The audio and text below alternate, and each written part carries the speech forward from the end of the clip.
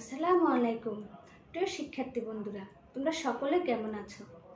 আমি আশা রাখি তোমরা সকলে ভালো আছো এবং নিরাপদে আছো। আলহামদুলিল্লাহ, আমিও ভালো আছি এবং নিরাপদে আছি। যথারীতি আজকেও আমি তোমাদের জন্য একটি অনলাইন ক্লাস নিয়ে উপস্থিত হয়েছি। আজকে আমি পঞ্চম শ্রেণীর প্রাথমিক বিজ্ঞান বিষয়ের তৃতীয় অধ্যায়ের জীবনের জন্য পানি নিয়ে আলোচনা করব। আমি আশা রাখি আমার ক্লাসটি তোমাদের ভালো লাগবে এবং সহজ মনে হবে। তো প্রিয় শিক্ষার্থী বন্ধুরা, আজকে আমরা আমাদের মূল পাঠে যাওয়ার আগে আমরা গত ক্লাসে কি শিখেছি সেটা একটু জেনে নিই। গত ক্লাসেও কিন্তু আমরা পঞ্চম শ্রেণীর প্রাথমিক বিজ্ঞান বিষয়ের তৃতীয় অধ্যায়ে জীবনের জন্য পানি নিয়ে আলোচনা করেছি। তো আজকের ক্লাসটি আমার মনে হয় তোমাদের একটু সহজে মনে হবে, ঠিক না? যেহেতু আমাদের গত ক্লাসে আমাদের একটু ধারণা আছে।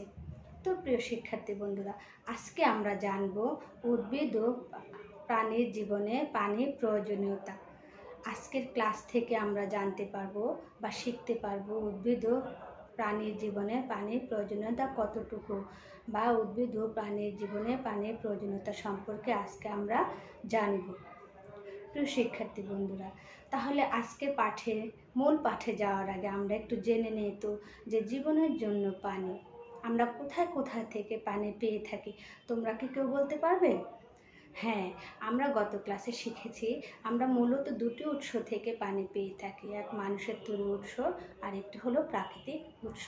তাছাড়াও আমরা নানাভাবে পানি পেয়ে থাকি। তো প্রিয় শিক্ষার্থী বন্ধুরা, এর আগেও আমরা কি করেছি, তাছাড়াও আমরা গত ক্লাসে জেনেছি উদ্ভিদ ও প্রাণীর জীবনে পানির প্রয়োজনীয়তা। গত ক্লাসে আমরা কি করেছি, জেনেছি যে উদ্ভিদ ও প্রাণীর জীবনে পানির প্রয়োজনীয়তা আর কোন কোন উৎস থেকে আমরা পানি পেয়ে থাকি। তো প্রিয় শিক্ষার্থী বন্ধুরা, আজকে আমাদের মূল আলোচনার বিষয় হলো উদ্ভিদ ও প্রাণীর জীবনে পানির প্রয়োজনীয়তা সম্পর্কে আমরা জানব। আজকে মূল পাঠে যাওয়ার আগে তোমরা তোমাদের খাতা কলম বের করেছো? তাহলে দেখো, আমি বোর্ডে লিখছি জীবনের জন্য পানি। আমি বোর্ডে লিখেছি কি বলো দেখি, জীবনের জন্য পানি। তোমরা কি আজকে পাঠের শিরোনামটা খাতায় লিখে ফেলো? লিখেছো? হ্যাঁ, তাহলে দেখো প্রিয় শিক্ষার্থী বন্ধুরা, যদি তোমরা লিখে থাকো তাহলে কি করতে হবে বলো দেখি। তাহলে আমি এখন আমার মূল আলোচনায় চলে যাব। আজকে আমরা জানতে পারবো কি উদ্ভিদ ও প্রাণীর জীবনে পানির প্রয়োজনীয়তা সম্পর্কে আজকে আমরা জানব। তার আগে প্রিয় শিক্ষার্থী বন্ধুরা, আমি দুটি আকর্ষণীয় ছবি তোমাদের দেখাবো। দেখো দেখি তোমরা ছবিতে কি দেখতে পাও।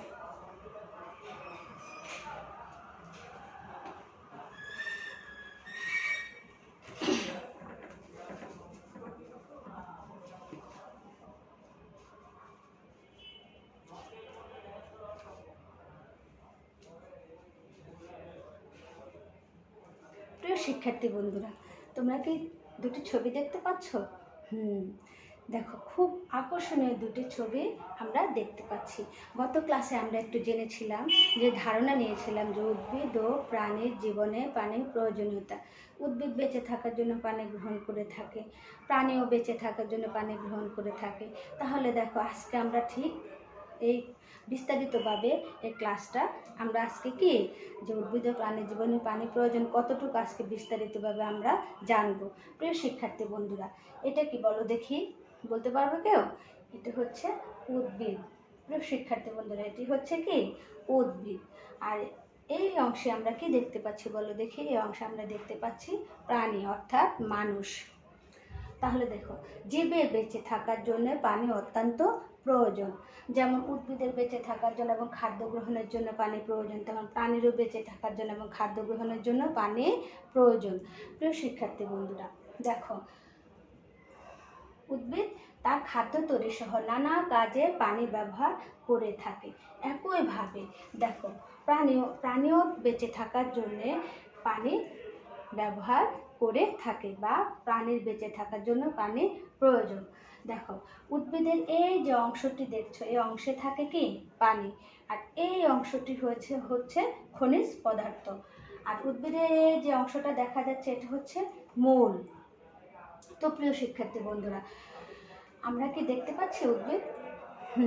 তাহলে যদি আমরা উদ্ভিদটা দেখে থাকি, তাহলে কি এখন আমরা একটা প্রাণী সম্পর্কে বলি। প্রাণী দেখো বেঁচে থাকার জন্য পানি গ্রহণ করে থাকে বা পানি ব্যবহার করে থাকে। দেহের বিভিন্ন অংশে পুষ্টি উপাদান পরিবহনের জন্য কি করে, পরিবহনের জন্য পানি সাহায্য করে। দেহের বিভিন্ন অংশে পুষ্টি উপাদান পরিবহনে সাহায্য করে, দেহের পুষ্টি উপাদান শোষণে সাহায্য করে। প্রাণীর দেহের পুষ্টি উপাদান শোষণে পানি সাহায্য করে। তারপরে দেখো খাদ্য পরিবহনে পানি সাহায্য করে। আমরা যে খাদ্য খাই সেই খাদ্য পরিবহনে পানি সাহায্য করে। দেহের তাপমাত্রাকে স্বাভাবিক রাখে কি বলো দেখি, পানি। পানি দেহের তাপমাত্রাকে স্বাভাবিক রাখে। তাহলে দেখো দেহের বিভিন্ন অংশের পুষ্টি উপাদান পরিবহনে সাহায্য করে, যে আমাদের যে দেহ, এই দেহের বিভিন্ন অংশের পুষ্টি উপাদান পরিবহনে পানি সাহায্য করে। তারপর দেখো খাদ্য পরিপাকে সাহায্য করে। এরপর দেহের আমাদের শরীরের যে তাপমাত্রা, সেই তাপমাত্রাকে স্বাভাবিক রাখতে কি সাহায্য করে, পানি সাহায্য করে। তারপর দেহের পুষ্টি উপাদান শোষণে, দেহের পুষ্টি উপাদান শোষণে পানি কি করে, সাহায্য করে। প্রিয় শিক্ষার্থী বন্ধুরা, তাহলে কি তোমরা দেখতে পাচ্ছ উদ্ভিদ এবং প্রাণী দুটিরই বেঁচে থাকার জন্য অবশ্যই পানি প্রয়োজন, পানির প্রয়োজনীয়তা অনেক বেশি। প্রিয় শিক্ষার্থী বন্ধুরা, তোমরা দেখো সকলে দেখতে পাচ্ছ, এই যে দেখো প্রাণী, আমিও প্রাণী, মানুষ, আমিও এখানে একটি মানুষের ছবি এঁকেছি। আমাদের আজকের বিষয়টি যেন আলোচনাটা সহজ হয় সেই কারণে। তারপর দেখো প্রিয় শিক্ষার্থী বন্ধুরা, আমরা আরেকটি ছবি দেখতে পাচ্ছি, কি উদ্ভিদ। আজকে আমরা এই উদ্ভিদ আর প্রাণী নিয়েই আলোচনা করব। আমি আশা রাখি আজকের ক্লাসটি তোমাদের কাছে কি সহজ মনে হবে। প্রিয় শিক্ষার্থী বন্ধুরা,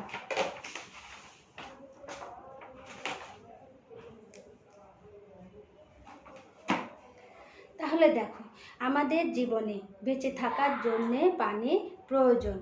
আমাদের জীবনে বেঁচে থাকার জন্য পানির গুরুত্ব অনেক বেশি। প্রথমে আমরা উদ্ভিদ নিয়েই আলোচনা করি। দেখো উদ্ভিদের বেঁচে থাকার জন্য পানি প্রয়োজন। উদ্ভিদের দেহে 90% পানি। উদ্ভিদ তার পুষ্টি উপাদান সংগ্রহ, বিভিন্ন অংশ পরিবহনের জন্য কি করে, পানির সাহায্য নিয়ে থাকে। মাটির পুষ্টি উপাদান সংগ্রহে এবং বিভিন্ন অংশে পরিবহনের জন্য পানির সাহায্য নিয়ে থাকে। উদ্ভিদ প্রচণ্ড গরমে উদ্ভিদের দেহকে শীতল রাখতে পানির সাহায্যের প্রয়োজন হয়ে থাকে।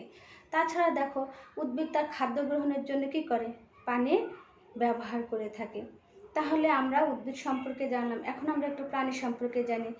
প্রাণী অর্থাৎ মানুষ, আমাদের বেঁচে থাকার জন্য এবং খাদ্য গ্রহণের জন্য পানির প্রয়োজনীয়তা অনেক বেশি, অত্যাধিক গুরুত্বপূর্ণ। আমাদের দেহে, মানব দেহে 60 থেকে 70% হচ্ছে কি পানি। মানব দেহে 60 থেকে 70% হচ্ছে পানি। পানি ছাড়া আমরা কোনোভাবে বাঁচতে পারি না। পানির অপর নাম হচ্ছে জীবন। পানি আমাদের দেহের পুষ্টি উপাদান সংগ্রহ ও শোষণের জন্যে কি করে, বা পানি আমাদের পুষ্টি উপাদান সংগ্রহ ও পরিবহনের জন্য সাহায্য করে থাকে। খাদ্য সংগ্রহের জন্য আমরা পানি ব্যবহার করে থাকি। তারপরে দেখো আমাদের খাদ্য হজমে পানির সাহায্য নিতে হয়। পানি আমাদের খাদ্য হজমে সহায়তা করে থাকে। তারপরে দেখো আমাদের শরীরের তাপমাত্রাকে স্বাভাবিক রাখতে কি হয়, পানির প্রয়োজন হয়ে থাকে। তাহলে আমরা বুঝতেই পারতেছি যে উদ্ভিদ ও প্রাণীর বেঁচে থাকার জন্য পানির গুরুত্ব কতটুকু বা পানির প্রয়োজনীয়তা কতটুকু। তো প্রিয় শিক্ষার্থী বন্ধুরা, আজকের আলোচনায় আমরা কি জানলাম, উদ্ভিদের দেহে 90% হচ্ছে পানি, আর উদ্ভিদ তার খাদ্য গ্রহণে বেঁচে থাকার জন্য পানি ব্যবহার করে থাকে। প্রিয় শিক্ষার্থী বন্ধুরা, তারপরে দেখো একইভাবে প্রাণী বেঁচে থাকার জন্য খাদ্য গ্রহণ করে থাকে এবং আমাদের মানব দেহের 60 থেকে 70% হচ্ছে পানি। আমার দেহের তাপমাত্রাকে স্বাভাবিক রাখতে পানি সাহায্য করে থাকে। পানি আমরা তাহলে বুঝতেই পারছি যে পানির অপর নাম হচ্ছে জীবন। পানি ছাড়া কোনোভাবে আমরা বাঁচতে পারি না। জীব দেহের বেঁচে থাকার জন্য পানি একান্তই প্রয়োজন। প্রিয় শিক্ষার্থী বন্ধুরা, তাহলে দেখো এখন তোমরা তোমাদের প্রাথমিক বিজ্ঞান বইটি বের করো। তোমরা তোমাদের প্রাথমিক বিজ্ঞান বইয়ের 16 নাম্বার পৃষ্ঠা বের করো। 16 নাম্বার পৃষ্ঠা, এটা তোমাদের প্রাথমিক বিজ্ঞান বই। দেখতে পাচ্ছ শিক্ষার্থী বন্ধুরা? হ্যাঁ, এখানে তোমরা তোমাদের 16 নাম্বার পৃষ্ঠাটি বের করো। এই যে দেখো আমি বের করেছি। প্রিয় শিক্ষার্থী বন্ধুরা, এখন আমি পড়বো, তোমরা তোমাদের বইয়ের সাথে একটু কি করবে, একটু মিলাবে। দেখো, জীবের জন্য পানি অত্যন্ত প্রয়োজন। পানি ছাড়া জীব বাঁচতে পারে না। উদ্ভিদের বেঁচে থাকার জন্য পানির প্রয়োজন। উদ্ভিদের দেহে প্রায় 90% কি পানি। উদ্ভিদ খাদ্য তৈরিতেও পানি ব্যবহার করে। মাটি থেকে পুষ্টি উপাদান সংগ্রহ, বিভিন্ন অংশের পরিবহনের জন্য পানির সাহায্য নিয়ে থাকে। তারপরে দেখো, প্রচণ্ড গরমে পানি উদ্ভিদের দেহ শীতল করতে সাহায্য করে। একইভাবে দেখো, প্রাণীর বেঁচে থাকার জন্য পানির প্রয়োজন। মানব দেহের 60 থেকে 70% হচ্ছে কি পানি। পানি ছাড়া কোনো প্রাণী বেঁচে থাকতে পারে না। পানি ছাড়া কোনো প্রাণী বেঁচে থাকতে পারে না। আমরা যখন খাদ্য গ্রহণ করি তখন পানি সেই খাদ্য পরিপাকে সাহায্য করে, খাদ্য হজমে সাহায্য করে। তারপরে দেখো, পুষ্টি উপাদান শোষণ ও দেহের প্রত্যেকটি অঙ্গে পরিবহনের জন্য পানি একান্তই প্রয়োজন। পানি আমাদের দেহের স্বাভাবিক তাপমাত্রা বজায় রাখতে সাহায্য করে। প্রিয় শিক্ষার্থী বন্ধুরা, তোমরা কি দেখতে পাচ্ছ? হ্যাঁ, তাহলে দেখো, এই 16 নাম্বার পৃষ্ঠাটি তোমরা বারবার পড়বে। পড়লে তোমাদের কাছে বিষয়টি অনেক সহজ মনে হবে। প্রিয় শিক্ষার্থী বন্ধুরা, তোমাদের এই 16 নাম্বার পৃষ্ঠাটি এটাই তোমাদের বাড়ির কাজ থাকবে। আমি আজকে যা যা আলোচনা করেছি এবং তোমাদের বইয়ের সাথে কি সবই মিল আছে।